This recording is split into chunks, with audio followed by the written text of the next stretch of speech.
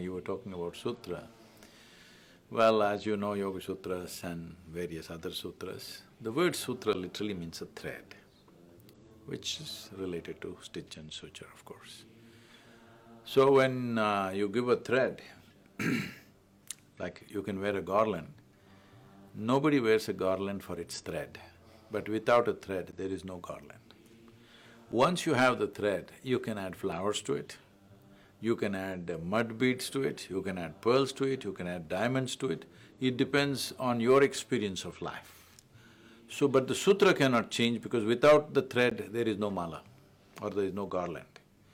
So, this is… it is a multi-layered book in such a way that each person, when they read it, it will relate to them as it's relevant to them. But as they evolve in their life, if they read it today and read it after 5 years, it'll be a different book. If they read it after 20 years, it'll be a completely different book. So we took a certain amount of…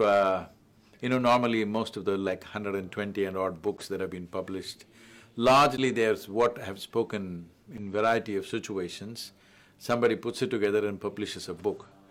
This is among the first few books. The first one was in engineering and this one, and there's a book on death which we released only in India.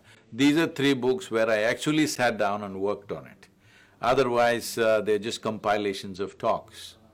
So in that sense, I wanted to create a multi-layered book so that it'll be relevant through your life. You can read it many times. Every time you read it, it'll be like a new book, because first time you might have just had tiny little weed flowers, next time you may have roses, next time you have… it's your own experience of life.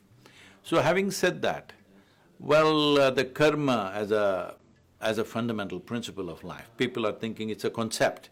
It is not a concept. See, who we are is a product of the memory that we carry in our body. Now, this is a human body. Why? There is evolutionary memory to say this is human body. This is my body. Why? Because there is genetic memory to say this is this kind of body. Like this, there are many layers of memory. We usually in yoga, we identify 8 significant forms of memory. It's all this amalgamation of this complex web of memory which makes you who you are, which makes me who I am, which makes everybody who they are. So, memory is a great possibility. Without it, we wouldn't be nothing. The richness of our life is only because of the vividness and vastness of memory that we carry in our lives. At the same time, memory is also a boundary. If you are in my memory, I say, oh, this is my friend. If you are not in my memory, I say, oh, this is a stranger, okay? So memory is a great possibility. At the same time, memory is also a boundary that you set. So this memory bank which is in complex varieties, which all of it may not be something that you can pull out and articulate or remember, but it is playing a role in the very way you sit, the very way you stand, your genetic memory is playing its role. If you see somebody walking half a mile away, if you know the person, just the way they're moving their hand, out of the 7 billion people, you can recognize, this is my friend, all right? Because there is a unique way his body moves, because of the kind of amalgamation of memory that he has within himself, he or she has.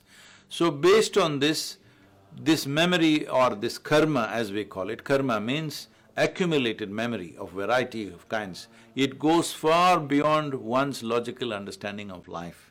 But at least from the point of our understanding, from the moment you are born to this moment, everything that you have done in terms of action, thought, emotion and energetic fluctuations, all of that is remembered within this.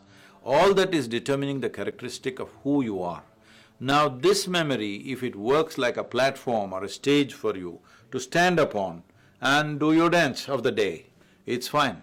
But for most people, because there is not enough surface tension on their karmic body, now when they put their foot there, it sinks in. So past lives now. People are suffering what happened 10 years ago. And because this happens, this memory projects itself as imagination and they're able to suffer what may happen day after tomorrow already. So this human suffering is essentially a consequence of your inability to handle your memory. Your inability to handle your memory also means it's your inability to handle your basic faculties of vivid memory and fantastic imagination. Once you don't have these two things, once you start suffering this, you will start reducing it in some way. Knowingly or unknowingly, you start pushing it down. If these two things go away, you're not even human. Dance is an outpouring of human